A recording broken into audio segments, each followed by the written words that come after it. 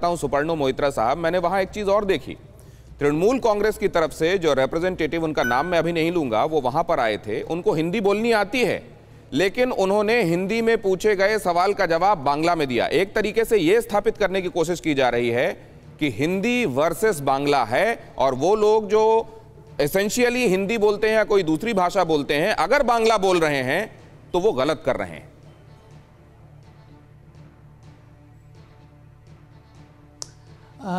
दिनेश जी, अगर मैं मेरा आपसे यही गुजारिश रहेगी कि आप हर चीज़ को इतना सरलीकरण ना करें।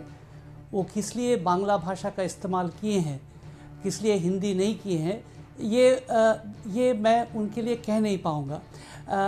सर, मैं आपको बता देता हूँ ना, हमारे रिप्रेजेंटेटिव ने उनसे ये भी कहा, दिनेश जी, कोई भी हमारे एंकर ने उनसे ये भी कहा कि सर आप तो हिंदी बोलते हैं, आज हिंदी क्यों नहीं बोल रहे हैं? आपसे हिंदी में सवाल पूछा गया, उन्होंने कहा नहीं, हम नहीं बोलेंगे हिंदी में, बांग्ला में बोला उन्होंने। आमी बोलबे ना, बांग्ला बोलबे, वो जो भी होता है, जो सही होता है इसका, उन्होंने कुल मिला के बांग्ला में कंटिन्यू किया। दिनेश जी, आज मैं TV9 में TMC का प्रवक्ता की हैसियत से मैं आपके यहाँ पे आया हूँ। आप हिंदी में पूछ रहे हैं और ये हिंदी का प्रोग्राम है। मैं क्या एक बार भी आपसे ये गुजारिश किया कि दूसरे किसी भाषा के इस्तेमाल आपने नहीं किया सर, और आपने बहुत संभ्रांत तरीके से शुरुआत की, मुझे बड़ा अच्छा लगा निश्चित रूप से। और मैं बता रहा हूं कि हर एक जगह पे ऐसे लोग होते हैं जो बहुत आपको सुखद आश्चर्य देते हैं, आप उनमें से एक हैं। आप बहुत संभ्रांत और सलीके से अपनी बात करें, लेकिन मेरा कौतूहल है कि भाषा में क्यों बांटा जा रहा है देश को, बाहरी भीतरी क्यों किया जा रहा है एक ही देश में, ये क्यों हो रहा है?